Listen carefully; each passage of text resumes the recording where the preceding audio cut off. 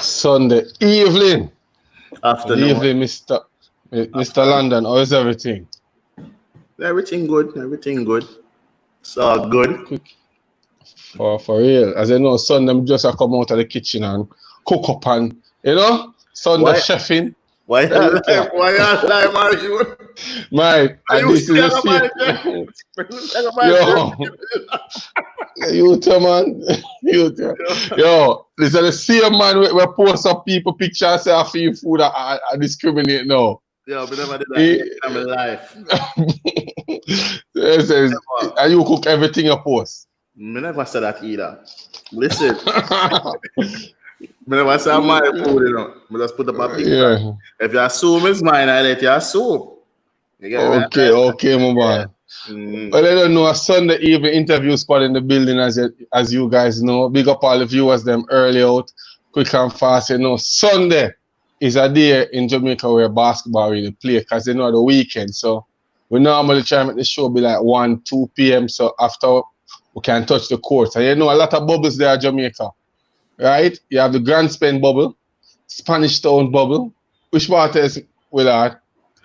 Well, if you're talking on Sundays, yeah, Portmore, Spanish Town, and Grand Spain really are going with things. You get me? I don't know about anywhere else, but I know about them 3 spots there. And I realized that even Excel to play Saturday gun, and the persons have the temperature gun, them sanitizer. They are trying to ensure that certain protocols are still being carried out, even though it's pick-up game. And we appreciate and like to see that. Ball game simply, and certain courts have stricter rules and some, like you have this court that I usually frequent on a Sunday. I am no longer invited. I don't know why. You like ask a question. I asked a question in the Excel group and I was told that you won't get the answer here, you know, and then them tell me the rules, and I'm not one of the elites anymore. What? Them kick you out. They chat too much, really. That them I say. It looks up. I don't know. I'm going to talk to some of the madmen. That's it, man. I say our next guest can shed some light onto what's going on. I mean, they know it. Still in the basketball fraternity going on. We must apologize to the viewers. You know, referee Abdul normally come and give us rules in 5. You haven't checked in. I think maybe there's issue. I know Flo is having a lot of issue around the corporate area and all over. Willie is one who has been suffering from that also. So wickedly, you know, them just send me my bill Friday, and then them just lock up the internet. If I pay a bill, you them send the bill. Let me see if I look for the pay. Listen to me, the bill has been always been paid. Them knock off it for like half for the community. I don't know why. So they might get a late payment this month. Just saying. Okay. As you know, we always give a shout out to the persons who are celebrating birthday from the basketball fraternity, either internationally or locally. And today we just want to give a big shout out to Coach Brown, Camperdown Holy Childhood, Urban Knights, Michael University. He's just an elite coach, and we have to say big respect on your day. Big up yourself, Coach Brown. Happy birthday, blessed Coach. Earth strong. And congrats on winning the Intercal Championship for Micah. So them get a new court because of this. So big up yourself. Yo, about 100 years them I try winning. Yes, last year the first time. So congrats, Coach Brown. You know, say sweat and fight for that one day. So big up yourself, youth. That's a problem. So Willie, who we have on today? Who is on the show today? Who's our guest? We have the former president of Java, you know, Mark Broomfield. You know, he's also he plays basketball and he plays business house with you. What we hear from him? Because guess what now? The thing about it, when you talk about leaders, you talk about persons exhibit courage, passion, confidence, commitment, ambition, and all these characters really fall under Mark Broomfield name. I shouldn't even say Mark Broomfield, we should say Dr. Mark Broomfield. They say leadership is a process of action and operation, creativity and emotions of mind and body and soul. So not just a leader, Mark Broomfield can consider someone who born to lead. So it's a privilege for the interview squad to have Mark on the show, so we can sit and talk about basketball, other sports, because he's not limited to basketball alone. Don't give and just have want yeah, about, all right, cool. Definitely. So let's just invite Mark on set. Dr. Mark Broomfield, what's up, man? Good, man. It's a good Sunday evening. And I always tune into this show. And it's one of the, when this show started, I felt the way I felt when we started NCAA basketball here. It's a good look. It's a big thing. And I like the vibe that it brings to the sports of basketball. It has done what the association couldn't do for itself. And it reminded me that some of the skills that you need many times lie outside of the organization itself, but within people who are around the sport and who love the sport. And that if we embrace these organizations and people, then we can achieve what we can consider as only dreams. So really, I want to big up you and Willie and the people behind the scenes for this show. This show, I'm telling you, this show is going to be one of the catalysts that transcends, that takes the sport from where it is to where we want to see it. So I really want to big you up for allowing me to be a part of this show. Much respect. But the privilege is really ours. But you are trying to be an humble individual now and big you up. But to have Dr. Mark Broomfield to sit and talk with is always something that the interview squad look towards and appreciate. Yeah. But Mark, we normally have our ritual to say as soon as the guest is on set, we like them to just give us 2 words, best describe themselves. So what would be your 2 words best describe Mark Broomfield? Dedication, humility. 2 words, dedication, humility. Dedication and humility. Yeah, right. I like those 2 words. All right. Mark, let's get right into it. Before you have the Dr. Mark Broomfield, who is Mark Broomfield? Walk us through that journey. This rich boy have whole heap of money and say, yo, so let us know which community you're from, which even primary school, if you can remember, high school. Just walk us through the journey. Who is Mark Broomfield before he become Dr. Mark Broomfield? Well, I don't know if you know, but I was on profile twice, and it's because I am coming from rural poverty to urban, and then I had a chance. Sports was my chance, So I am from Westmoreland originally, and I went to a primary school called Georgetown Primary. Stayed about a year and a half, then I dropped out. Went to another school called Mount Grace All Age. Stayed another few months, dropped out. Migrated to Manchester to live with an uncle. Attended the next school called Hatfield All Age. I think I went there in grade 5. And track and field and football is that brought me to States. So I used to run for States. I used to run for the parish of Manchester. Played football for States at the, what do you call it? Pepsi, we call it at home, but in the country we call it under 12 or so. Under 12 or 15. So played football, track and field. Did high jump, long jump as well. Dropped out of school again, came to Kingston, went to John Technical. I had to go to evening class first because I was too young and I couldn't get into the other school because of my academic performance. So I went to Dunn evening class for a year, and that was a chance I got from the principal to see if I could matriculate into the day school. So I started the Dunoon, went there, and when I started the school, I got drawn into Adventist Church and got baptized, and therefore I couldn't play for the school. That created another challenge as well because the coach was hoping that I would play football for the school and run for the school. And I kind of took a back step from the sport then, but I still played some little corner league football. And then I started playing basketball with Rodney over Casey on a Sunday morning, and that's where the love for basketball came from. Bujo and some other guys, some Raytown Raptors.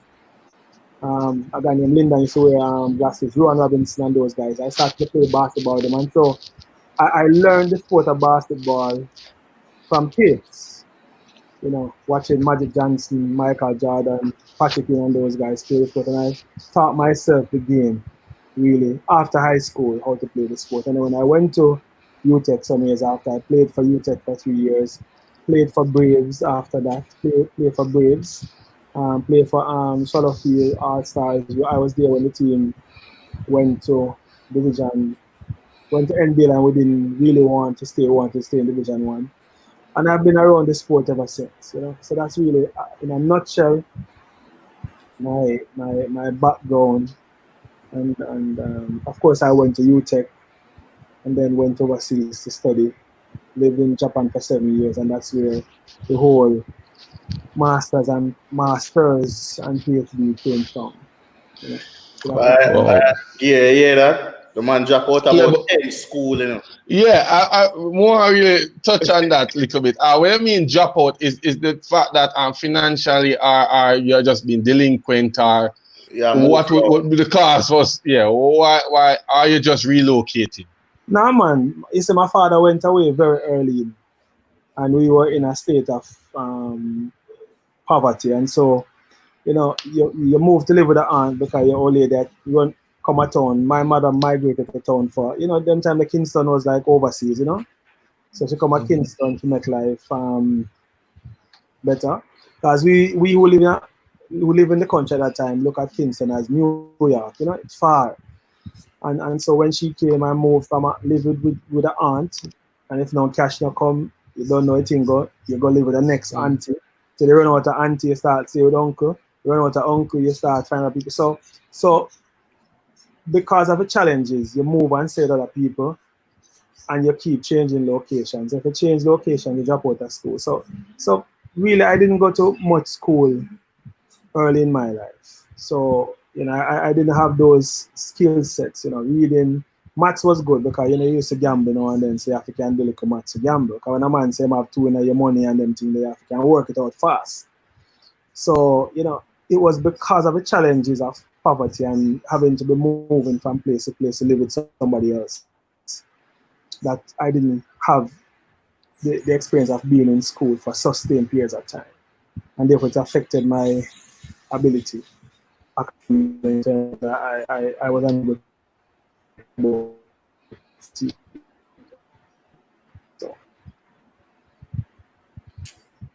Okay. It kind of froze a little bit there for us, Mark. I don't know why, but so you came to Kingston when you were old again? I came to Kingston when I was about, because I was in second farm at Step going to third farm, so I came to Kingston when I was about 13. Okay. And through all these trials, you still end up go through UTEC. You said that you went to Japan to live for 7 years. Yeah. So how was that experience? Tradition change everything. You can speak different Japanese. Well, go on. Different culture. Yeah, man, different culture. And at that time, you know, when I went, I was one of the few black persons there, and I felt the thing was impossible. But one thing is certain, you can always find sports. So the first thing I tried to find was a basketball, and basketball courts are all over the university. So I started playing, and as you can imagine, here I might be normal height, but when I'm there, I'm tall and big, but I'm fast. So I even played on the university.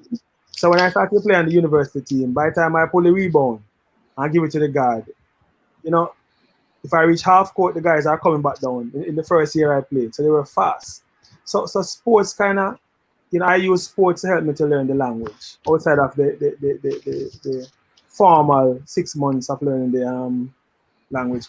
Different culture. I remember the first year when I started university, I learned one phrase, sakana fried teishoku, which is really a fish sandwich. And I ordered that sandwich every day for one sakana fried teishoku. So once I walk into the canteen, the Japanese are crying out, sakana fried teishoku, and them laugh. I know that's all I know.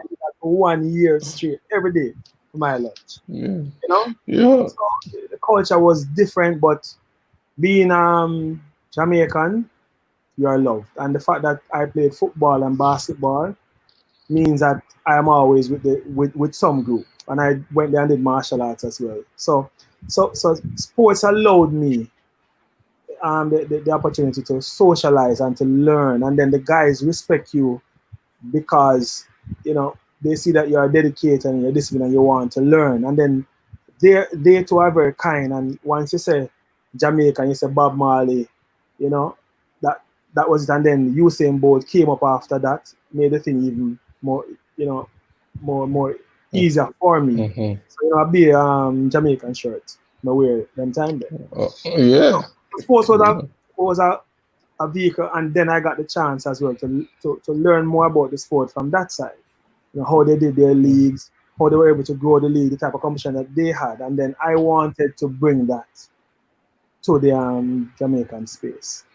So that was a plan of yours then. Like even when you were over in Japan, you were like, "Yo, I'm gonna bring this back to Jamaica and to grow the sport," or what? Yes, man, because they had tournament style basketball. People go inside of a place on a weekend and they just play a number of games.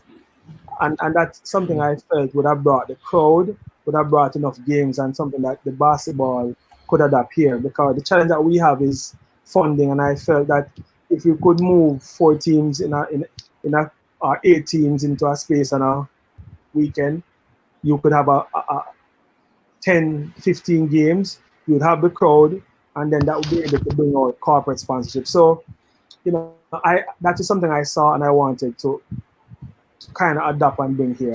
And so there was always a passion to come back and be a part of the basketball. Plus, in 1998, I was working with the youth team at the time. I think Martin was a coach and some other people. At that time, you had Nikai, you had Owen, I think you had Sukra. You had some other young players at the time. I don't remember all of them. You had Ranko from Nanivel at the time. You know, was training the team, was with the team, and I was working with the team at the time. We used to get sponsorship from Kingburg. I don't think even you guys know that there was a place called Kingburger, right? No. Milo. So I was working with the team as a manager at the time. I think at the time Iman was around the team as well as a youth player, you know, maybe a little bit older, but his mom was there. And I was working with that team, was at the stadium all the time, because at the time I was working at Caribbean Maritime Institute, but I was also going to UTech part-time. And I was working as a manager for the team in 98. And I remember when the team was about to go away, because we didn't have any cash, we had to be begging some parents pay for the kids. And I remember I was told by the administrators then, I don't have enough funding for me to travel with the team, and they're taking the physio. I think Martin went as a coach and somebody else.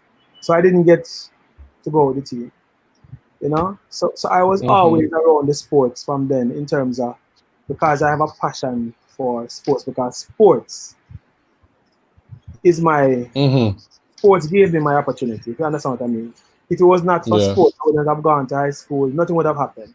So sports is my first chance at a change of life, and therefore I understand and appreciate how sports can change the lives of people, and therefore I wanted to use basketball, which is a popular sport, to change the life of people, to give them a chance to change their lives and to change the lives of their father and mother, sisters and brothers. So I understood very early the opportunity that basketball presented, because basketball, I think, still is the only sport where you can leave from high school in Jamaica and play in the highest league in the United States, straight in the NBA, because of the opportunity that the NBA presents for our local athletes. So there's a passion I have for basketball that maybe I don't have for any other sport, because it can create opportunities for many young people.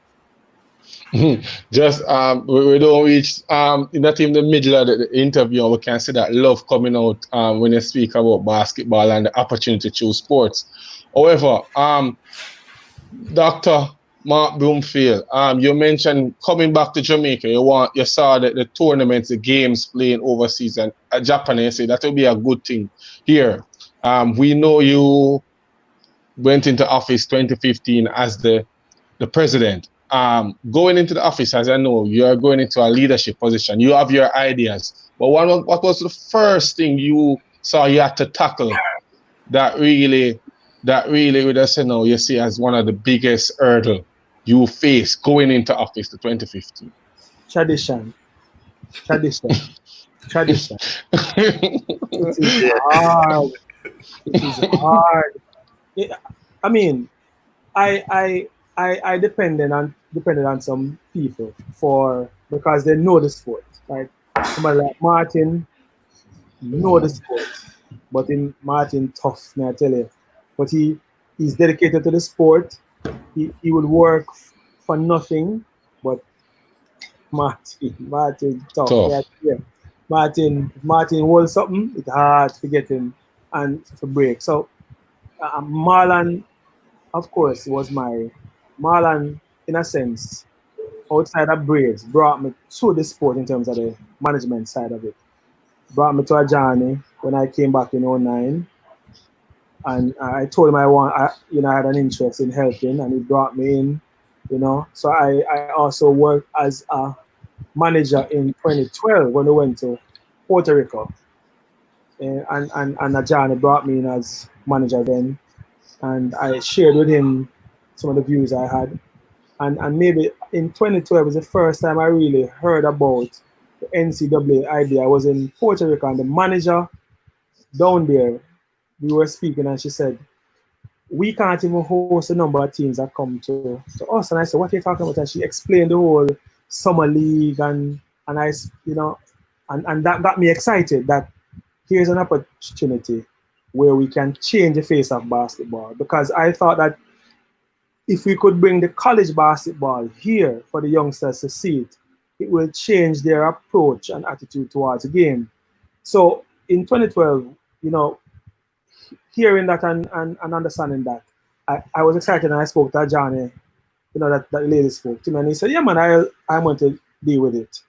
I waited and waited and waited, and nothing happened. By then, Johnny was out, and but I still had the thirst and the idea for the NCAA basketball. But I'm telling you, sorry, the tradition, it is. I wanted to change some things, because if you are trying something for 20 years and it has not worked, then you must change. It's only a madman does the same thing repeatedly and expect a different result. Yeah, and I understand, I understood clearly and early that incremental change bring incremental results, and that when the people voted for a change of administration, they didn't want an exchange, they wanted a change. So I wanted to bring a change in how we approach the sport from an executive and also from a development from the development side, because I also understood that we just did not have sufficient funds at this time to get from corporate to support basketball. Plus, I did not fully understand how many relationships between the Jamaica Basketball Association and corporate. I didn't fully understand how damaged some of those relationships were.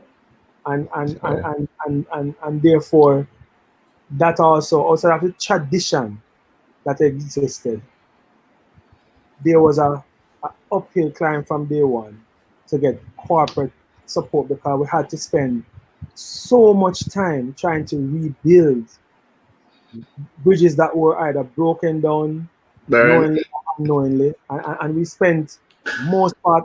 Listen, man, we tried everything. We even, brought on board external companies, marketing companies, to market the basketball. And I remember those marketing companies used to come to us and say, "Listen, man, I don't know what you guys have done, but nobody wants to hear your name." So that for me was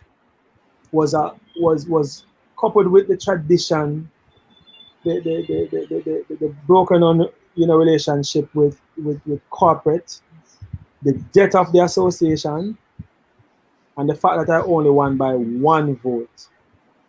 And that the persons who were there in the office were not all on my slate, created a mountain that was difficult to climb. And it required extreme skill on the part of the president. And I will confess right here and then, I learned quickly that I did not have all the skills required to bring all the pieces together, which is not for a lack of effort. I mean, I use every resource known to me. I lift the sport. A fun fact. Mark is the person who even made me start the Jamaica basketball page. We understand. I think that was that was started when we had, the guys were coming in from Belize to play in the tournament and stuff like that. So Mark did try best. We can't tell you that much. Yeah, sure. Mark, you mentioned the difficulty and that you realize that certain skills were needed and you step back, but you have accomplished certain things even in a short period of time. What are some of the things going in that you set out, and even though you leave office, you can look back and say that at least I accomplished these goals? The good, it is great. I had good friends, and to be honest, the president then at CMU was very supportive in helping us. So, when we need transportation, sometimes he would assist us by providing transportation to move around the teams. Youth basketball was big for me. Youth basketball, the female league, and so youth basketball, the female league, we wanted to, it is strange, Jamaica Basketball Association did not have a website. It is crazy that we didn't have a website, and if Willie will recall, I came to him and said, can you help us with a site? Didn't have a website because somebody else had we had not paid and we lost the rights to the site. So we had to build a new site. We didn't have a site. I got my friends to build a site. So we wanted back a website because we said that basketball needed a face, needed back a space, needed somewhere that we can show, needed to develop the youth basketball. So when so it was youth basketball, create back the website, rebuild the images, we build the image, we build relationships, the female league and NBL. But for me, the biggest thing was developmental basketball. And also the NCAA. That was supposed to be what would have changed the face of basketball. Because I told Marlon years before that I have a plan that will see Jamaica basketball ending its dependence on going to corporate Jamaica, begging for sponsorship. So the icing on the cake would have been the NCAA basketball. It was my plan that event would have changed the face of basketball locally and would also bring revenue that the sport could use to run its development programs. Because, as I said, I had friends in Barbados that showed me theirs. I had the friends in Bahamas that showed me how theirs were. I met the president of America Basketball, Thule, and his wife, who did it for Bahamas, and they showed the whole thing to me, and they wanted to help. Because they said for the first time, the executive of the Jamaica Basketball Association was coming back to regional and international meetings. So I also wanted to rebuild the bridge between the Jamaica Basketball Association and the regional executive as well as international basketball, because those relationships were also destroyed. So I am sad today that even though because we brought 2 youth teams that we have not brought, the last time a team went was 1998. And when I came in, I wanted to bring back, and we brought 2 youth teams back to back with little or no support from corporate or the government, right? Yes. We saw where, I recall one night the president of JWA called me and said, Mark, the Chinese are here. and basketball is not a part of it. But because of your commitment and you badgering the JOA every day, we're going to get basketball to be a part of this Chinese plan to get a team and coaches. Because I even spoke to your co-host that I wanted him to be a part of the team that was going to China. If you will recall, even before the whole China thing was. No, I remember it. I was preparing my Chinese. Yeah, I told him that I'm working on something to get a team of coaches, young people who love the game and players to go to China. And I wanted him to be one of the persons. But then, the governance changed and I sat down. But also that, and I want to thank the president of JOA for calling me at 2 o'clock in the night to go and meet with the Chinese at 12:31. I remember I left my house. He said, "Come right now." And I put on my clothes at 12 o'clock and left. Met with Mr. Samuda. Chinese were there, and he said, "Listen, go sell the sport. Go sell the sport." Right? And I'm happy that those things happen, but I'm sad that the platform that these things should have laid for the development, seem not to be going as how I thought that they would be going. Yeah, but most definitely. Mark, you mentioned about that China program. We have guests on set. Willie London, females who came and said that they really appreciate that opportunity for them to leave and learn from the Chinese. So impact a lot of person's life, even though, as I said, you would want it to be sustainable and a longer timeline.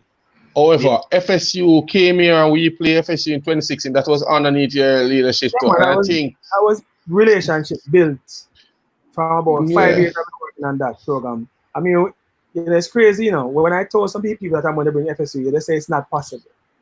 But I'm going to tell you right now, I sold that dream to Marlon and to Martin. And before we brought FSU, we brought Guyana. United States, because the president of Guyana respected me so much when we went to Caribbean conference meetings, and he said, "Listen, Mark, I'm going to help you and you help us." So, and Martin, I'm telling you, Martin was instrumental in the team from the United States coming here. So we brought them first because we wanted to bring back international basketball in the state, and that was a part of the brand, rebuilding the brand. So we felt we need to build that image. So we brought in Guyana, and they enjoy themselves. I'm telling you, and you don't hear of us owing millions for bringing Guyana here. It's interesting that when we came in, Kevin and myself, people will tell you, if you wrote a check on a job or leave, no one would accept that. But Kevin, he's tough too. But we're able to sit down and to rebuild the credibility with respect to the banking, so that when you give somebody a job or check, it meant something. So more big up Kevin as well. I'm tough to and argue and stingy with the cash, but it was his that allowed us to return to the association some integrity with respect to its finances. We paid off debts that were owed to like GC Foster. We paid off debts that were owed to even radio station that we didn't know about. Only when we came in, we realized that the association owed so much debt. But we were able in 2 years, I'm telling you, to clear off some of the debts that were possible and to beg for pardon from others. And I want to also thank the minister. Babsy Grange, listen to me. She went beyond the call. Give us the national arena. If you will recall, at one stage we had female team training, youth team training, male team training. We were providing meals and transportation costs for people to come from out of town to come to Kingston. Right? We were able to do that. It's just unfortunate that the thing was not sustainable. But our plan was to return basketball to where it's supposed to be. And I can testify to that, Mark. I think 2016 for the longest time is one of the best time for basketball, Willard. 100. Because when FSU came here and what they display It not only made the fans realize the quality of basketball, but even the players themselves, because I was fortunate enough to play on that team against FSU. And I can tell you, them they would do away. I mean, I said that publicly. Them they would do away. And I say, yo, all right, that's all one there. We realize, we see our persons that make players that make contact with the next players. I say, yo, give me your number, we talk. And it was just nice to see that basketball bring that social avenue where persons can communicate. I said Travis put up a while ago that it was an incredible game, and I think a lot of persons testify to that. We're in 2020, that took place 2016, so we're going back on a 4 years drought. Yeah, so these are the things really we can't deal with. And you play against future NBA players. You guys are in NBA and from at FSU to about 4 of them. You played against those guys. Right? Yeah. You played. But you got a chance to see how they even practice. Because even in practice, they're working on drills and you don't even know. It's like they do it all in the game. It just flow and you see, them go hard at everything. Them talk on the court. That whole invitational thing showed how to put on a show then gear with music. Most definitely. Like we don't do that. And you could definitely learn from that, Mark. And I think you had a plan, like you wanted to be like, why you have them Big Ten or something like that. Yeah, that was a plan. So why them not? Like even tradition. You're not tradition. It's rough. Yeah, rough, really. Revolution is a hard thing, We have a question from one of the viewers, Mark. I'm not sure if you can answer it. Sure. From Ricky Thomas. What's happening for the performance review at Java Executive and Leadership? Well, for the performance review. Every organization must take upon themselves a review of their stewardship performance. Because the only way to grow is if you do self-assessment. So you have to assess yourself against your objectives and see whether or not you're meeting them. I recall there are some things that I wanted and I'm gonna share. I don't think Java has ever had a performance review. Outline what the objectives are for the association and then assess themselves against those performances to see where they fall short, what are the weaknesses, what are their strengths. I don't think they've ever done a SWOT since 2016. I mean, when I came in 2016, I brought in something that I call the blue ocean strategy, which says that you look at the pain points and then you try to fix those pain points. I was using what was called the blue ocean strategy, but the blue ocean strategy requires a change of tradition. I remember, let me just share, I don't know if I answered the question, but I recall when I came in, and it created some tension, some of the things I wanted, but it was better for the sport. So when I came in and I heard that for years, nothing was happening. There was no competition, nothing was happening within the basketball. But when I look at the financial, the monthly expense, recurring expense, I realized that Jabba was paying a national coordinator. So I said to my team, if nothing has happened within the sport for so many years, how do you justify paying a national coordinator? What objectives were set, and where is the monthly report that showed that you're getting value? You're getting return on your investment. Okay, you don't have any cash, but little that you have, you're taking out a percentage of and you're paying to someone, your national coordinator. Is there a monthly to-do list and the person reports back to you monthly on how those things are achieved? Have you set targets for the person to do nationally? So not seeing that, I had a challenge with continuing that arrangement. So I made a presentation to change that arrangement.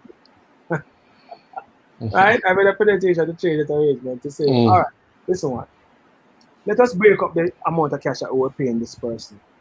And since the conferences that were operational, Western, Southern, Central, Eastern was just coming back, and we said we tried to we said let us take 15,000. We know we can't pay people because it even started, we had Ludlow who was at the stadium with some guys. How we said, let us use this 15,000, give it to this person, right? And ask the national coordinator that we're going to reduce what we give to you and use some of this cash. No, well, initially my thing was to remove all of it and send the same cash and have regional coordinators set objectives and ask them to report on those objectives. They will tell us the name of the child, their address, where they're from, their age, all that information. How many come out on a Saturday, send us photographs Saturday or Sunday. So instead of paying one person, we take this cash and give it to 4 persons to do what we call the regional coordination, right? So we started. I believe Western had started and we sent some cash once. Ludlow and a few of his guys started at the National Stadium. And I think Skid and some others started over somewhere in either Spanish Town or so. So we started for a few weeks because that was youth basketball, because we felt that we should have an umbrella or a system in place, even though we didn't have the cash. But let us start with what we have and then perfect it. So if we started with this 15,000, we discussed with the coaches that, listen, we're not paying you. This 15,000 that we're giving you is not paid because we can't pay you. We're asking to use this 15,000 to provide some hydration, provide some bus fare for some guys who might not have it. But we're partnering with you then to help us develop the sport. And when we get more, we would give. Mm-hmm. So like a plan. It's unfortunate that after agreeing that I was left on the plank alone, and that plan again was halted because of tradition. Mm-hmm. What are some of the tradition you're referring to, though, Mark? Because you keep on saying tradition. We want to know what's preventing progress from happening then. Is there people in... They don't want to try anything new. Certain position that, exactly that. Don't want to try anything new, not doing what they're supposed to be doing what? Let me give you a good example. And I can call my friend name because he's not afraid. He's not shy to say, yes, that's how he feels. He feels about it. So when I started to look at the youth basketball, there are 2 things I recognize. To compete, you can't carry all local players. That is 1. 2, the parents of local players you can't ask them to provide financial support because they don't have it. So I went to New York and said I wanted to develop some Java franchises because through Mike and some others I was invited to New York because there were people there who said that they have been supporting basketball, but there was no real system. So I went to New York, met with a group of people, interested group who's always support Jamaica basketball. And the plan was for Java to have an MOU between the association locally, a group in New York to start with, and a group in Canada. The association would set the TOR, the terms of reference as to what is the responsibility, right? And so these arms that are in New York to start with and Canada would then have the permission to do some fundraising, and that fund would probably come to the association and be used for specifically what they wanted the funds to use for. So when I went there, I was told that, Mark, listen, there are people here who are Jamaican parents, they come up here, their kids are Jamaican. They want to play for the national team. You can't go to Honeycross. We went to Honeycross, for example, to ask for support, sponsorship. And the guy said, Ma, you can't go to an overseas company to ask for financial support when they don't know they don't know any person on the team. But if you have some players from here who plays on the circuit, AAU circuit, and their parents are here and they know the people within the sport, and if they're playing on your team, it is easier to go to a overseas entity to ask for support because they can identify that their son and they know somebody who's on this team. So I bought that. I said, all right, if we have 12 players on a team, I can have 6 local players and 6 overseas players, maybe 4 from New York or 3 from New York, or even 5 and 7. What I thought that would have done is that it would give the local players here a chance to see the skill set of these guys, and then their skill also will be lifted.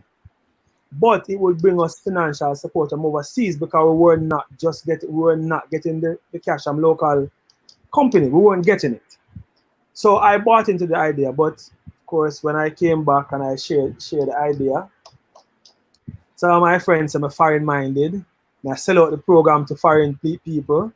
But I said to the folks, it is better to have 5 Jamaican players playing on a national team and going to tournament to be seen than having no tournament at all, because we do not have the funding to bring a team. You can't want all and lose all. So I would prefer to have 5 local players on a youth team because remember now, we were not having any youth development. So we could pick a 12-player local team and carry to any tournament at all. Not in this time, maybe before. When we had Andrew Boland and Nick Kai and those guys and Suka, but not now. When we didn't have any basketball for so long, and when the school league is so short. So I bought into that, and people introduced me to people in Canada. I went to Canada with the Canada Jamaican Association as well. Went to a fundraiser. It didn't work out how we planned it, but at least we made some links. We made some links and said to some people, if you can give us $10 per week, I am guaranteeing that whatever you give will be spent how you wanted it to, right? So I went overseas to beg because I felt that we could get more from the diaspora that is there, and even so, we'll get more if we allow them to be a part of this. Plus, I also wanted a transfer.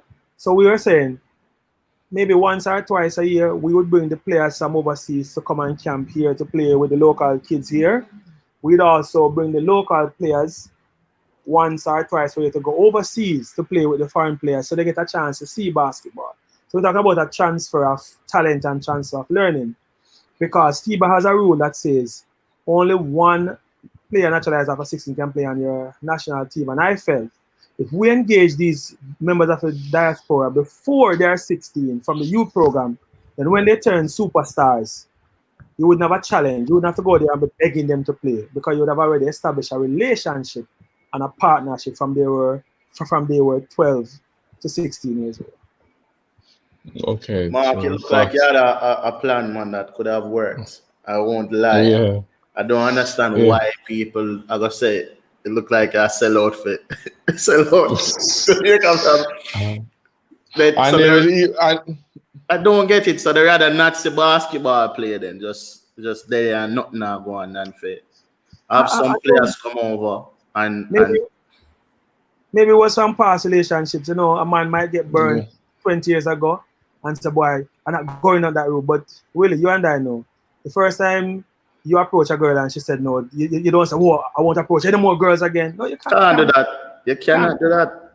Right? You have to assess to see what you have, what you need, and you have to go and get it. But many times you have to have people who can go to someone's boardroom and they open their door. In any organization, you must have members of your executive who can walk to somebody's boardroom and they open the door and let you in and listen. I recall Kevin and Martin, and we went to KFC to meet with Tina, right? And I brought at the time Martin said we should use creative sports to help us rebuild the brand and market basketball, because of ourselves we just couldn't get any support. So we brought in creative sports through the advice of Martin. And we went to KFC, to meet with Tina. And I sat there and she cursed me for 1 hour. just cursing me until the guy said, Tina, he wasn't there now. He was not there. He's new. And she said, you're lucky. You're lucky. It's only because you're not there why I'm even willing to even consider. Because we went there to get her to support Star Search and some other basketball initiative. Right? So I stood there and took that for 1 hour and said nothing because I understood the pain and the disappointment from her side. Right? And I listened. Right? And then we tried to rebuild the relationship. And basketball got back support. People will say that KFC always want to sponsor basketball, which is not the case. It is relationships that allow people to take their cash and put it in a sport when they get nothing in return. You know, so sometimes we discount the importance of building relationship, but the executive must have people who can do that. You know, you must have people around you who can do that. I recall I brought in Jermaine Deans. He is now that at the time Jermaine Deans was I remember where he was, but yes, he's now at a VP at Jamaica, Jane. And I brought in, he was at Surgical at the time, and I brought in Jermaine. Not to come and sit and work and watch basketball game. I brought in Jermaine Deans because I felt he could go into somebody's boardroom and get us support. He could go places that I couldn't go, but people had a challenge with that. Jermaine now come to meeting, Jermaine now, you get me? So we don't understand. There are certain people that you bring into your organization, not to come to meeting to sit down, but their specific rules. Their purpose is to go into a corporate office and get you support. It is crazy, you know, that the current national coach approached me, you know, and asked if he could be the national coach. You see, life is so funny. And I brought a presentation to the executive, you know, and it was turned down. You know? The very same coach now came to me, and I brought him to the executive, and it was turned down. And if you speak with him, he will tell you that we spoke, and I said, all right, I want to take it to the executive. All right, Mark, I know you're a man. Well, I can see with even the jump ball shirt on, you know. Yeah, man. Big up jump ball, always, man. All right.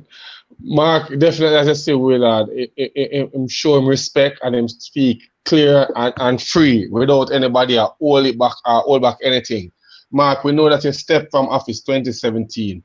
Looking back now, is there anybody who you would like to say you work with that you would really like to give your hats off to? I know normally you'd make a phone call even before you leave to say thanks for working alongside me. But is there anybody you want to highlight publicly to say that it was good working with them, and you see that they have Jamaica basketball for the best of their interests? There's a very controversial guy. You see, Mr. Martin. Well, may I tell you? But may I tell you something? You see, Martin is controversial and in an element and in cuss. But I'm telling you, Martin has a love and a passion for the sport that is comparable to none. You know, sometimes I go by garden and say Martin down there. I don't know, you know. Sometimes he call me and say, Mark, may I do something, come down here. Even though I'm a go. Sometimes I'm down Majestic Gardens. I'm a go because it's tough. Martin hard, you know. If you're talking about somebody that love the sport and the development of the sport, he's one of the persons that I respect because I'm stands against foreign people and foreign support. But Martin has a role and a passion for basketball that if it is used right, if you use him properly, although you must say nobody can use him, if you can take his gifts and put it where his passion is, you can accomplish much. And I want to, you know, thank him for that because he helped me, you know, when the days were tough, even though it make it tough a lot of times for me. I mean, I have to lift off my hat to Marlon. We have had our differences, but I cannot discount the contribution that Marlon has made towards the sports of basketball for many years, over decades upon the decades. The only thing for me is I feel that there comes a time when a man has given his all and it's time to pass On the the baton. button. And sometimes the weakness is the inability to pass the baton to the next man. You know, I think sometimes we stay a little bit too long and our blessings begin to turn. But I have to lift off my hat to Marlon because of his support. I have to thank Kevin. We have a tough time because sometimes he's behaving as if he's the president, want to dictate how the money should be spent. But if it wasn't because of his stinginess, we would not be able to rebuild the integrity of the association with respect to where the finances is concerned. So those are 3 persons within the executive. And I'm never thank Keisha too, because she supported me. We had our Lindsay? Yeah, man, we had Keisha our Lindsay? differences. But a girl I love and respect and rate. You know, we had our differences. And she told me, you know, I'm tell you, boy, Keisha, that's how I feel about the thing. I felt this way about something, and I'm going to do what I believe is right, you know. Yeah, I mean, when you look back, you could have changed some things, but I'm always understand on principle, what I believe to be principle. But Keisha, you know, so Keisha, Martin, Kevin, Marlon, those are people who work. And I'm going. But Mark, you don't say them name the way you call. Honestly, are the only members of Jabo I know.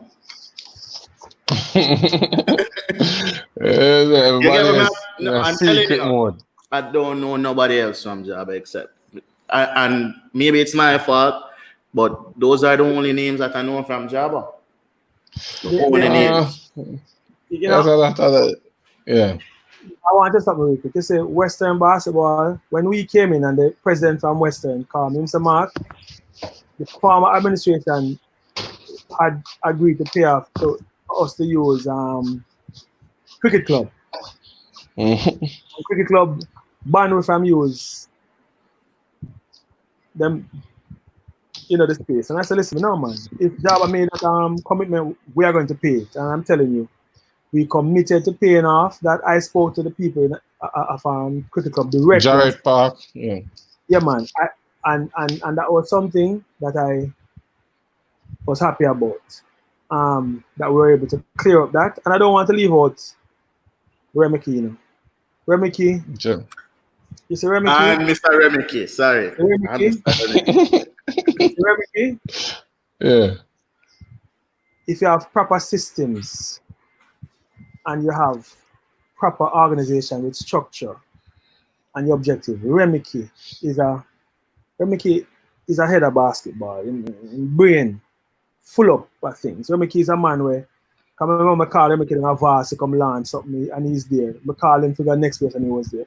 Remeke is a man where you can't leave out. You might say not eye to eye on certain things, but Remeke is always willing to help and to push the sport. The challenge that exists is the difficulty to change tradition, to try new things and to give new things an opportunity to work. And even with the wealth and knowledge and experience of the people who are in the sport and who are in the sport. Times have changed and you cannot, the association, if you look, you have football, cricket, track and field as a big sport. Then you have netball, which is seen as the only female sport. Then you have volleyball, and then basketball is struggling with around the minor sport. So there is no way you can have damage image or 100 of deaths, destroy relationship with corporate, destroy with overseas organization. Listen, I mean, I begged the Jamaica Development Basketball Inc., which is Mint and those guys, begged. I said, come back on board. Let us build the sport over and over. Beg. Relationship damage. But you can't be a minor sport and have so many challenges, damage image, local and overseas, even with the international federation. Then executive who now come on a meeting who not supporting, it's tough. Then you owe SDE, you owe in sport. Sorry, not in sport. You owe independence. Independence. Yeah, right. So there were plans that I have to even I spoke to Major. I said we want to put in solar light because I was working on some lights at the time for some other places, and I met with Major talk about it. So I understood the challenges, and I thought I had a very good concept of how to overcome, because I got the support from the international space, both within and outside of basketball. Recall, that I had somebody listen to me and somebody sent, even if you said the ball is not good, somebody sent 500 and something ball over here. Somebody donated to the job 500 and odd basketballs. Right? We had people coming down here to reach out to support basketball because we're back on a rise. But you can't build an association with a team that doesn't understand that all the answers don't lie within the association. That many times the gifts and the talents that you need to build the organization lies outside, and therefore you have to be willing to open the doors and allow those voices and people and influence with structure and organization to have a space and a place to support the sport. And I think that's what Java lacks, even today. The willingness to allow those who have the gifts and the talents and the time to help you build the sport.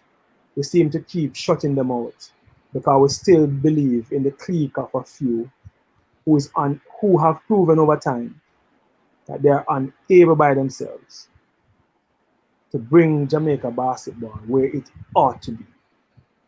And for me, that has broken my spirit. That with all the talent, all the people that we have who have played professional basketball, that the association still refuse to push aside pride and everything else. Stop begging corporate Jamaica to give you cash, but to find a way to generate some income for the association that you can benefit. And I have said to the current president over and over, since I was the one that started this whole NCAA basketball, you can bring me on board. Draw your terms of reference, do a contract, give me set tasks, and ask me to help you maximize the benefits that you are to derive from this NCAA basketball. And I have made that known over and over. I have gone to him and said, I am willing to assist you. And since I know, allow me to assist you. But my it is what it is. So it is what it is. It is what it is. This is what I talk about, Gary. It's like them not want to, but is it that they don't want to basketball? I think Mark the nail on the head when him said that is just tradition, and you find out that ego always play a role. So persons sometimes feel like they are going to be overstepped if you invite person in to assist. And sometimes if I let go that ego and take a step. And then also Mark mentioned the importance of relationship. We know once a relationship damage, problem. Because I tell you, Will Smith and Jaden are going to ever be good at Kenan. But the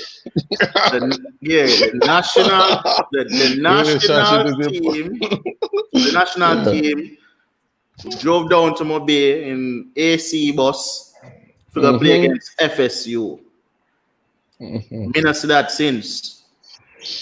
And 4 years drought. Yeah, and even when Mark retired, he said he was willing to still help out job and assist and all of these things. And you're saying that. And then you want.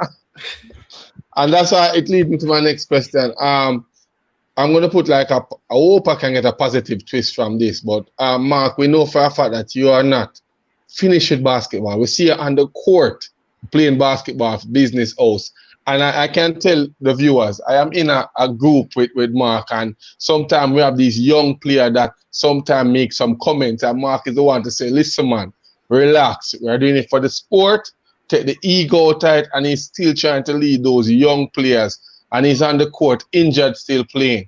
So my question to you, Mark, for viewers, young viewers who are looking, and persons who are still involved with basketball, what do you see anything that I don't want to phrase this wrong, but is there anything you see good happening in Jamaican basketball that we can hold on to say, listen, we have been in that black hole, but have faith there's something at the end of the tunnel. That sound like what? We don't know, but you understand.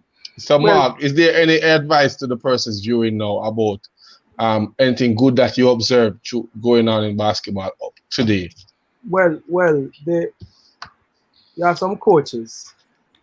You know, they were there from my time. I recall Ludlow invited me to a coaches association meeting because the coaches wanted to structure their thing, and I wanted to endorse a coaches association. So the coaches took it upon themselves to do development, to make statistics. So the coaches started to say, listen, me, we're going to go to game, get the game stats from high school. We're going to send them out. We're going to have people know the stats about players. We're going to send out information. So the fact that there are some coaches and persons like Willie and others, Ludlow, Goofy, you know,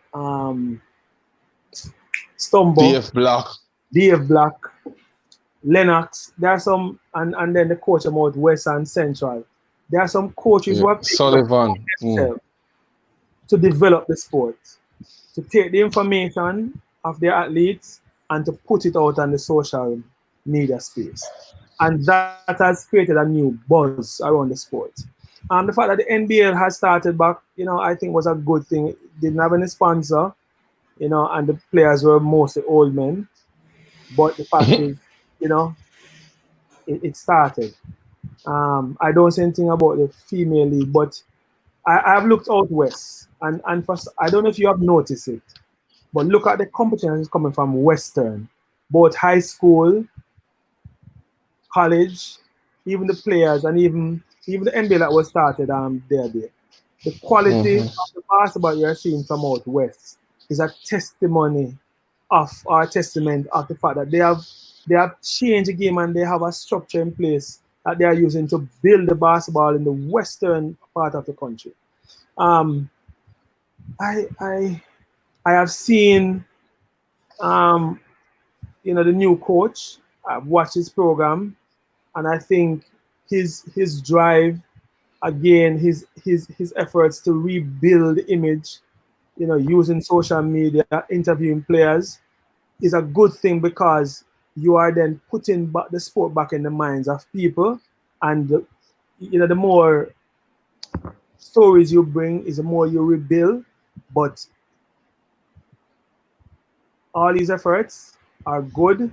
It's a good sign. You hear the rumbling on the ground, but it takes good leadership to capitalize on the efforts and the opportunities.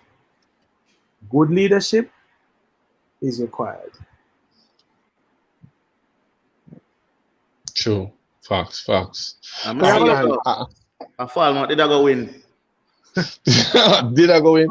Hopefully that NBA could get a chance to finish. I know the minister is looking into maybe opening up back the sport arenas and ensure that the games continue. Entertainment open up now, so I guess I don't see. You know, a lot of fans right now say you won't have a fan problem. You just need a sanitizer. Yeah.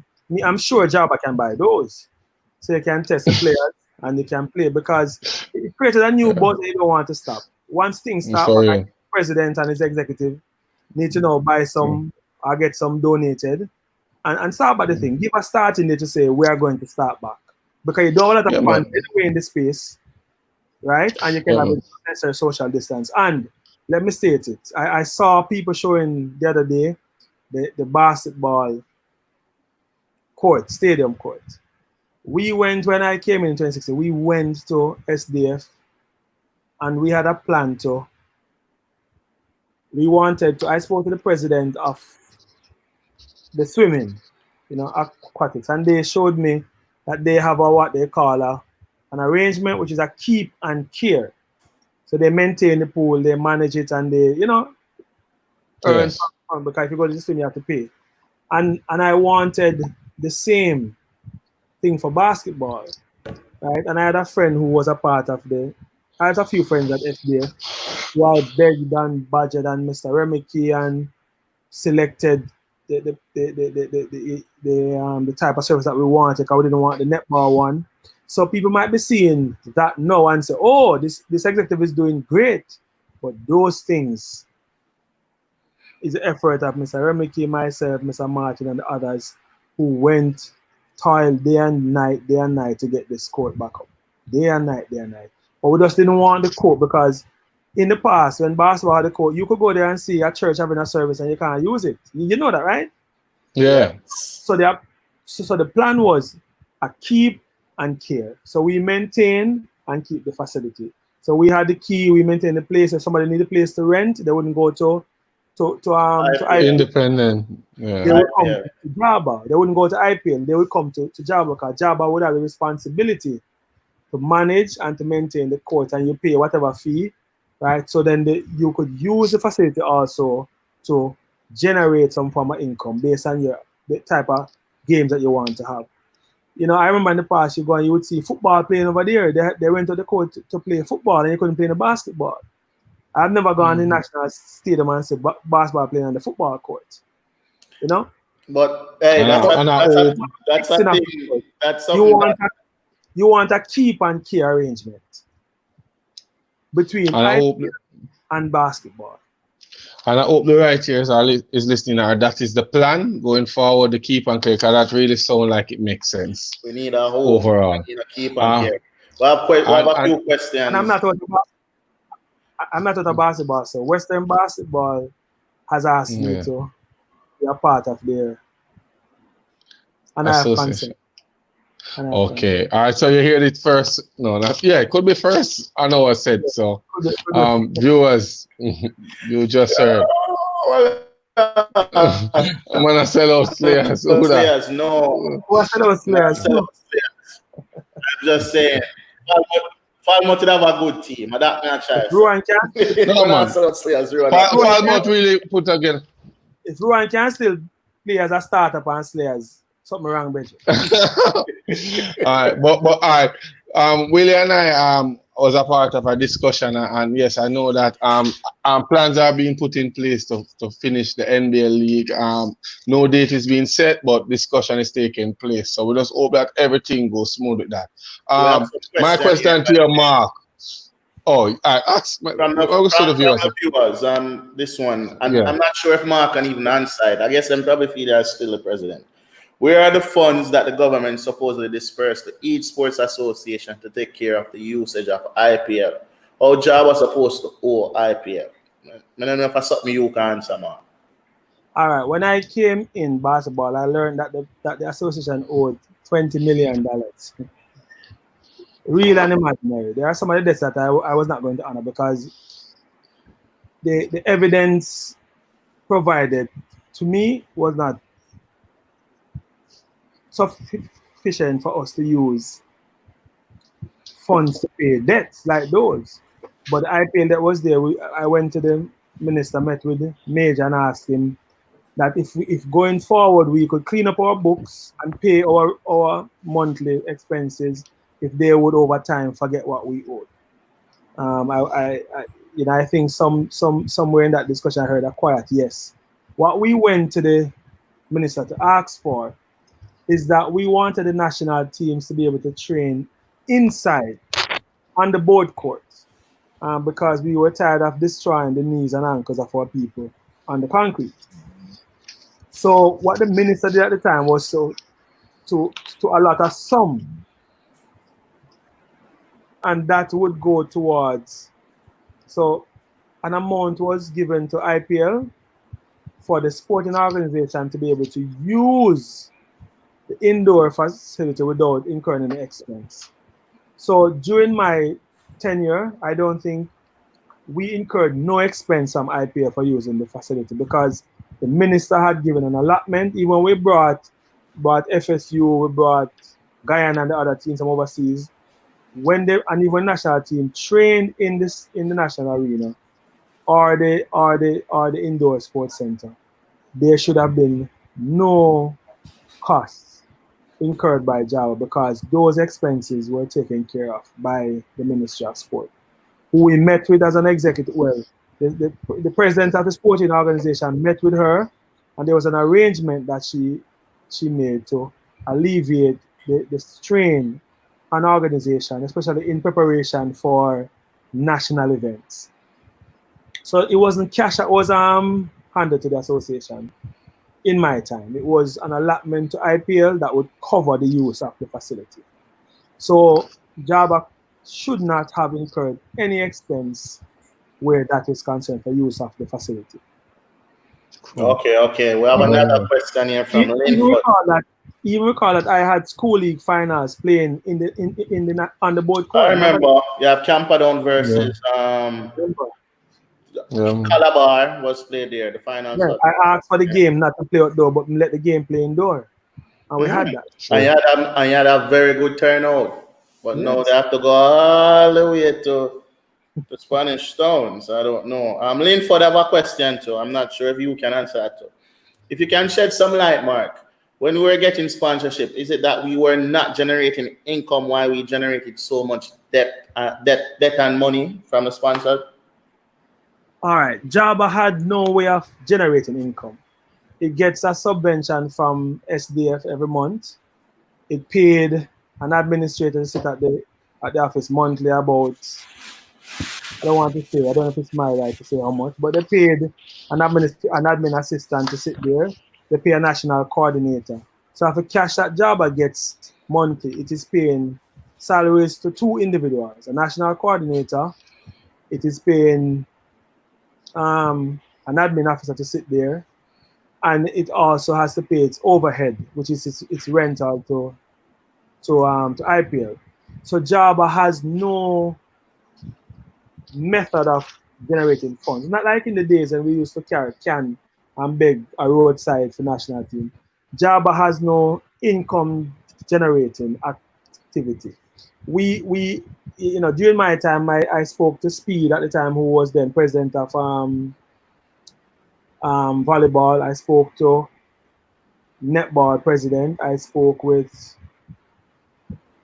table tennis. Say, if we could bring 4 or 5 minor sports together, and we wanted to speak with, what do you call it, Mascam, because we felt that these 4 or 5 minor sports could meet with Mascam and plan an annual event, whether it's water party, because we say netball had the females and basketball as a normally tall, dark, and handsome, and you have volleyball players, both male and female. So we felt that if all 4 or 5 minor sports come together, we could start an annual event, if even twice a year, where we meet with Mascam and have an event, and proceeds from that would go to support these minor sports. And we had a discussion, we but it just never got off going. By then I was out of office and stuff. But because we didn't have any income generating, I had to start thinking about that. How could the associations generate income so that it could sustain its development program? So you can't just be begging. You have to find a way to generate. So that was a plan that we have. It can still happen. And I mean, it's COVID time now, but I'm sure the president of netball, table tennis, volleyball, and basketball, we had discussed it. And it's something that I think can generate income, as well as the NCAA basketball. But I don't think people understand how or what were the plans to earn from that.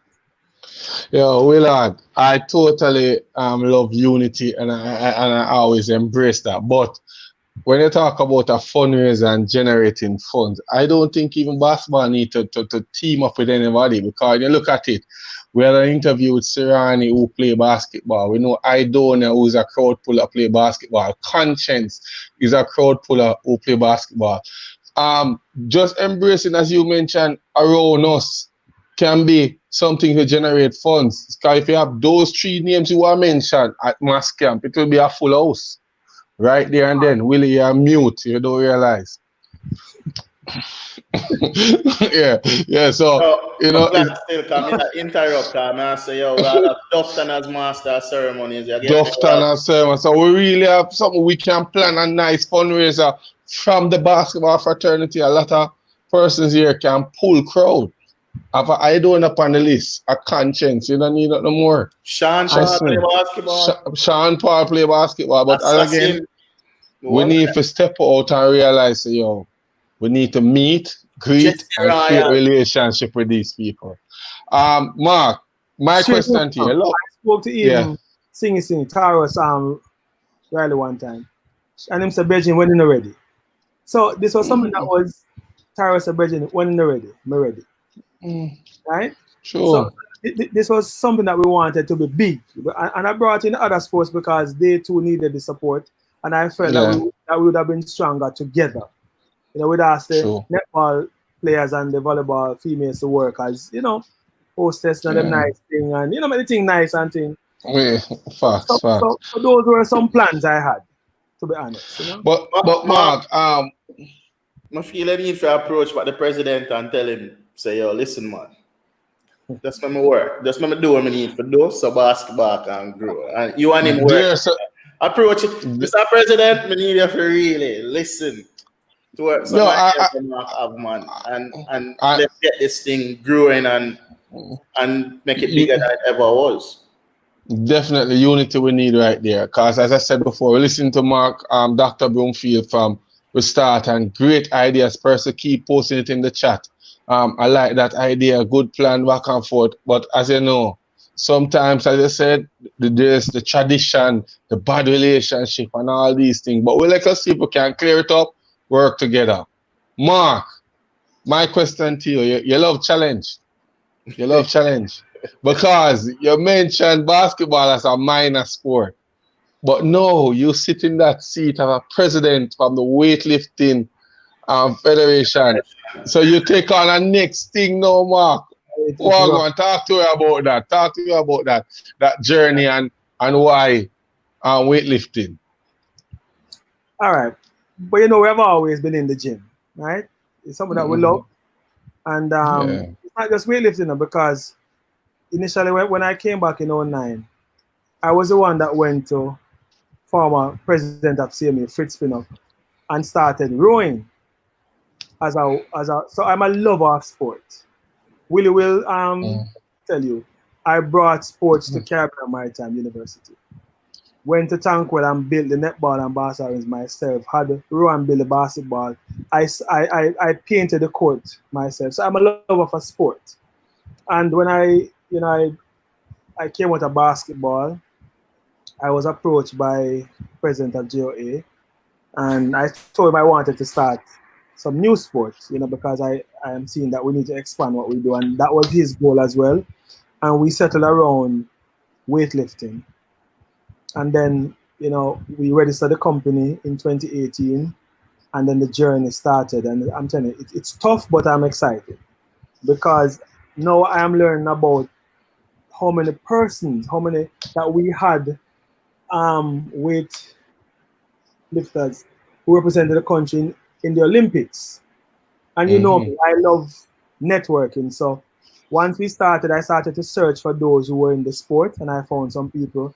The executive includes people from JFF and others. I brought in some corporate people, and you understand why. And strangely enough, we started slow because it was challenged to meet and to get the executive going and to write all the development plans and stuff that we needed. But we had our launch. We had the blessings of a GOA. I wrote to the International Weightlifting Federation, had their blessings as well.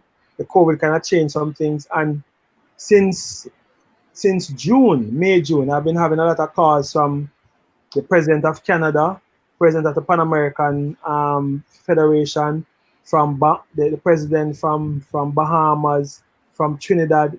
They have just been calling because they want to support us rebuilding the sport of weight lifting.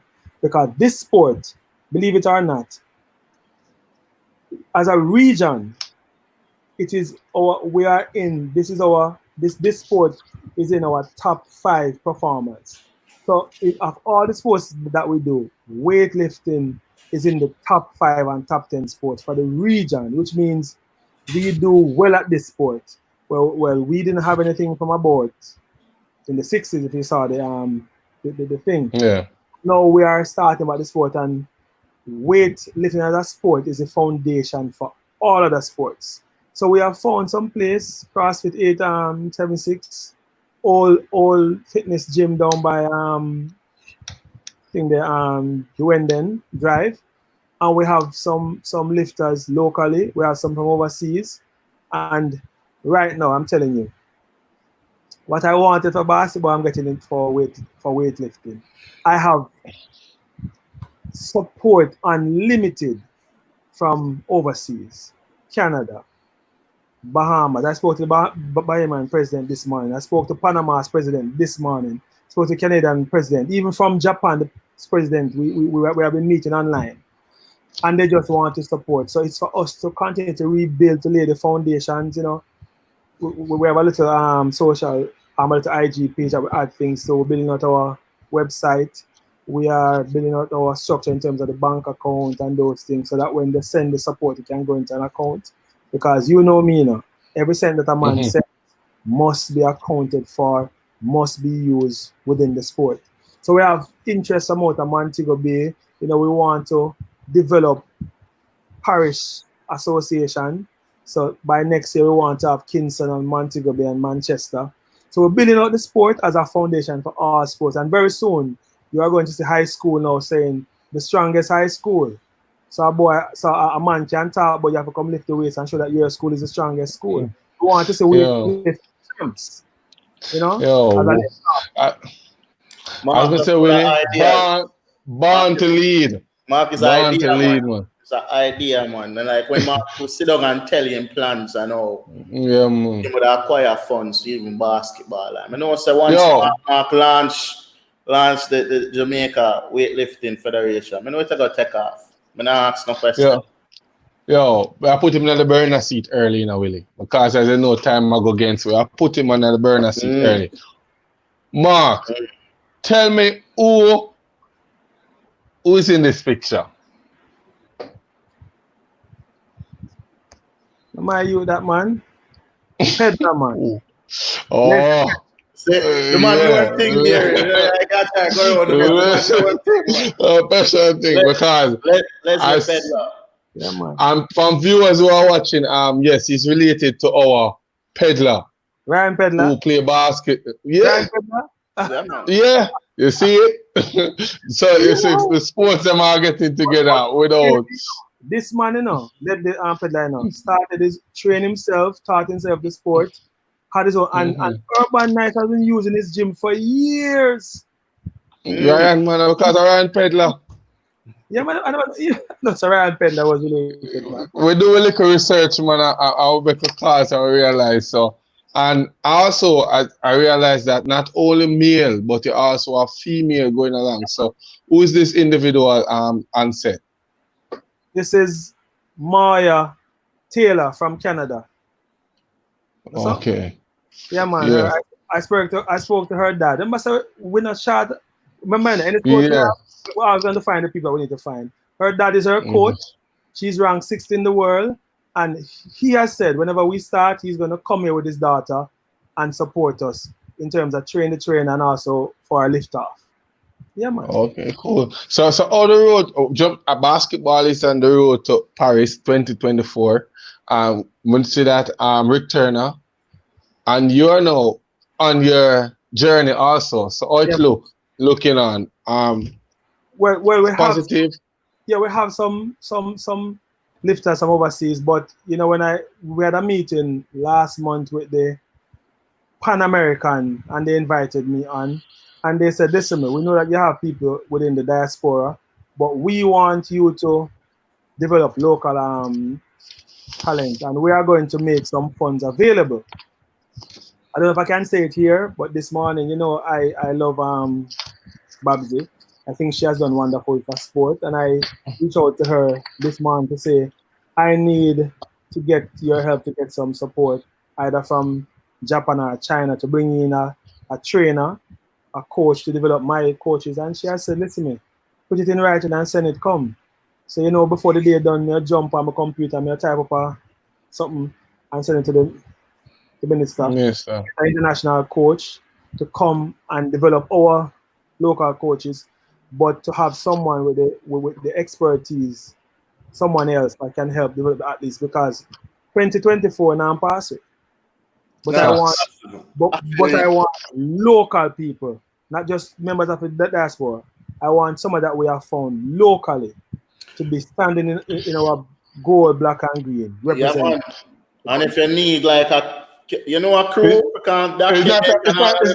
it's not an if, Willie. I think more than likely Mark will know that he need a production team for sure when them start training out here, them journey in the plane and go over there and back. So it can be visual and person can say yes, they walk with Mark through this journey. Interview squad is here, Mark. Just yeah, but you know really, man. Spotting talent is my thing. And I saw, even before you guys came up with this idea, I'm going to come to Willie and tell him long time, Willie, don't hide the talent, do the thing. When I have the love and the talent, do it. You see, Rick, though, I'm telling you, Rick Turner has been around jump ball for years. And I want anyone who is listening to give Rick your support. Rick has given his sweat and blood to this country. He's been here for, I think, 17 or 18 years or more, supporting basketball. You know, I still speak with Rick. You know, we chat now and then, and I've said to him, if you need my support, I'm here. And I've also given him some links that I had as well overseas to say, Rick, these guys can help you raise some funds. So I want us to give Rick the support and understand that if basketball rise, it doesn't matter who gets the glory, but all of us will be happy. So sometimes Amanda said, "Me don't want to get the glory but if basketball rise, I don't care who is the person who is heading when it rise. I want to see the sport rise." And well said, Mark. I think that is the mindset that we need to have if we're really thinking about coming out of this black hole and to get the basketball where it is. Everybody have to be their brother's keeper, sister keeper, all over. Not a gender thing, not a no ego not involved, just to say we want the sports to rise. Is there, before you go, Mark, as you know, we're glad that you're pushing the weightlifting and we see that a lot of things is taking place. Are there any tryouts for persons who are watching and might know somebody who can do it and say, yo, or they get in touch with you? What should any advice to the viewers? Yeah, stop. Willie can lift some weights, you know. Every day him get up. You bring him in the gym. You bring him in there, man. Every day him get up and lift weights. He might have the height. He might have the height. But we are planning you see, because of COVID, it pushes us up, because we are planning what we call a draft. And I'm going to ask Willie and us to push it for me. So we want to plan a draft around August, right? So what we do, we'll invite people to come in on a certain day, come see some lifts. You know, you have some exhibition lifts, and then we test them and check them and see who have who falls into what. So we want to plan a draft for August. But for those who want to, my number is always there. As it is now, we work out at All Fitness Factory at 107 Uenden Drive. That's Ryan. That's Mr. Pezza's place. So once you go there and you speak to either Joseph or Steve Nally, they will get you to me. We have an IG page, Jamaica Weightlifting Federation. You can go on that, and once you ask, we are going to contact you. Plus, we are planning for August as well to have some stop shops. So we want to stop in Tigo Bay, stop in Manchester, have some, walk it 2 bar and thing, have a little street event and invite some people, collect some names and data so we can build out our database. So I'm meeting with some members of my team on Wednesday to plan out the dates. Once I get those dates, I'll share them. And because we have people flooding us from local and overseas. Right now I have some guys from out of Man Tigo Bay who want, if I have a young lady from Wilmers who found me, and she and her dad and her parents came, and now she started lifting. Even though she have exam, she come and start to work out between her exams. So it shows me that she's dedicated, and I'm sure 2024 now I'm pass her. So we're planning some showcase events. We work, guys can also get in touch with me through Jair Lyons at 876 CrossFit up by Ligani, and I will invite you guys one night when we're having the showcase, so you can have a taste. Okay, you have to see some ladies where you can't imagine will live. And Martin asked question there.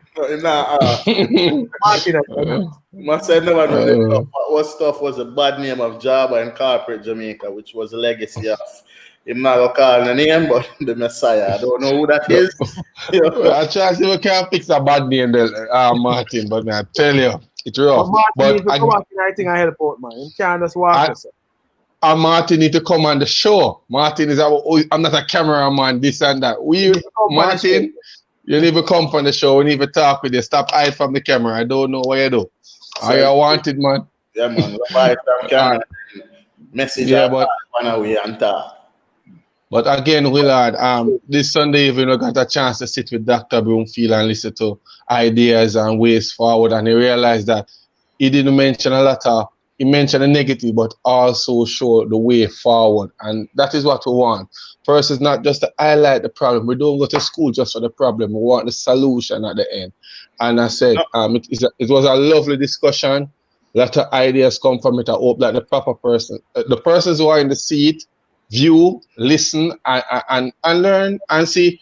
Mark already said that he's willing to partner just to ensure that basketball go where it's supposed to go. So it's not an ego thing. It's someone who's right here who is always willing. He talk about what sports did for him. Sports gave him an education. Sports take him from Jamaica to Japan, where he spent 7 years and just out of the 1 fish sandwich. But no, 1 year. After the 1 year, he learned some more things. But just come right back. Mark changed about 4 different schools before me even reach before you reach age 13. Yeah. After the evening class I'd done them before him could have matriculated to, regular daytime school. So you have the title of doctor in front of your name. So say you can that's inspiring, Mark, for a lot of people out there who feel say, yo, them now have nothing and them can't reach nowhere.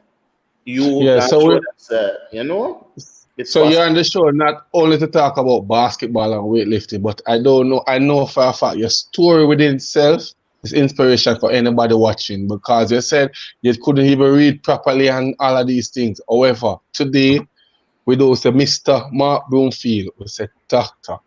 Mark Broomfield. So with that, we're glad that you took the time out to be on our show, Mr. Dr. Broomfield, and it's just a privilege to have you here. And thanks again for sitting in here.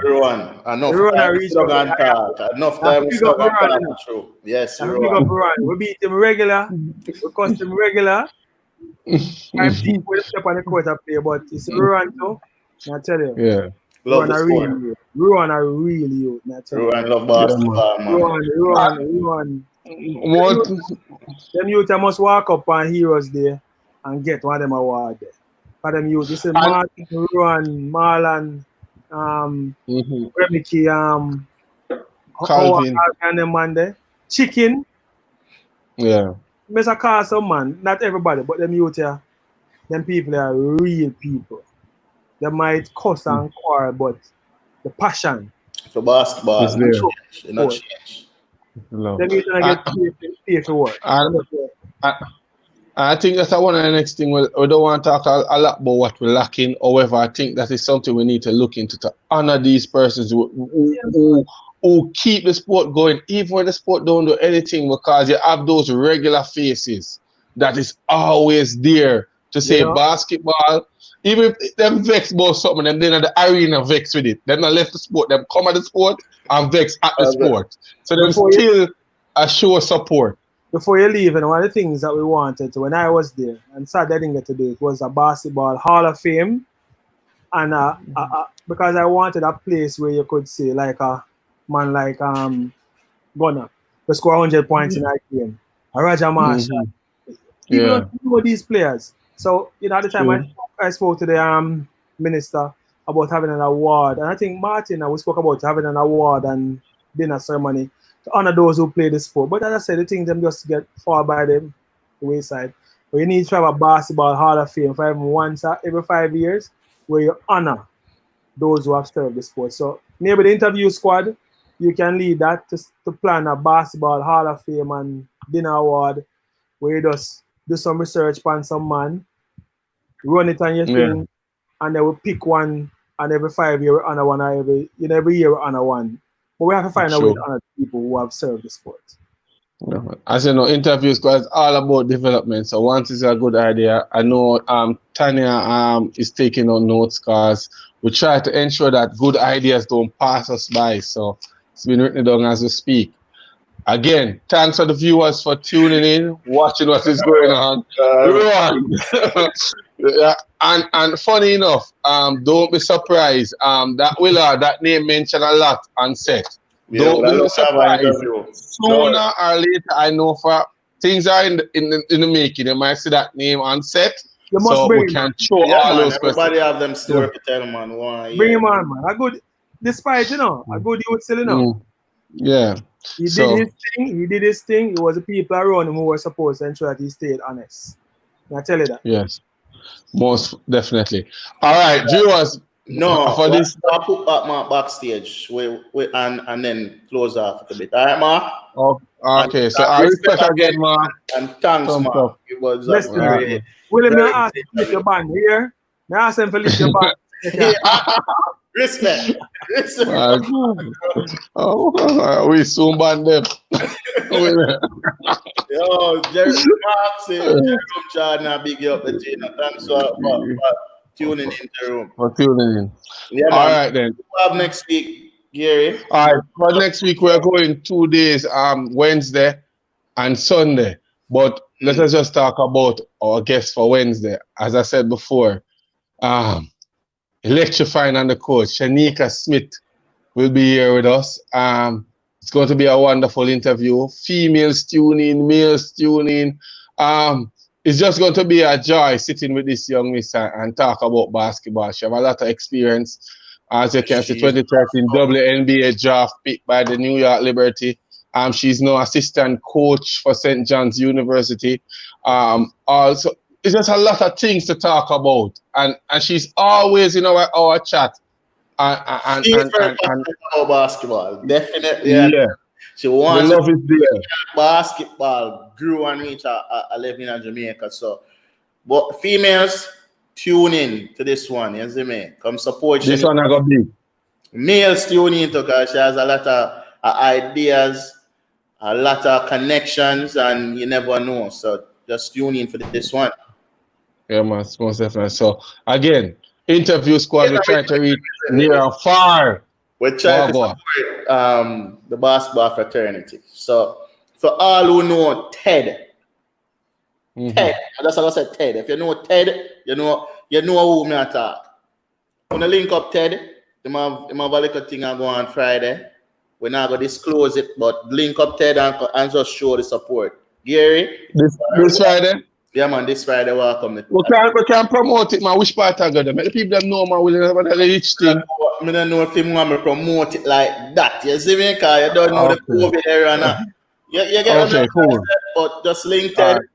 I link me, one of we are Gary, and we tell you what I go on. But it's a vibe. You know, I jerk some chicken and have some juice and want the basketball fraternity to just steam fish me thing though. What kind of chicken thing? All that you can't get still. Man, what do you enjoy? You know, yo, Sunday ball game. I'm gonna lace up on the sneakers and touch the court. The game grandstand them say bubbles, man. The bubbles and the grandstand. And who me go they go mash up Flim of them and me hear say somebody go embarrass Flim of them. I think a Coach Brown nephew. Mash up Jerome too. Cross him over. I think say him almost drop, but me never get it on video. No footage. Jaja. Oh, me hear somebody else. Chris. Where's Chris Skywalker? So what Chris Skywalker. Yeah, man, we're gonna definitely we're in contact with Chris Jerome. As you know, Chris our brother. Talk to Chris regular, so we'll get Chris on the show and have a wonderful discussion. So thanks. Anybody who have any guests that you want to see on the show, you can just visit our Instagram page and type it in and we make the connection. Because I say no, connect normal.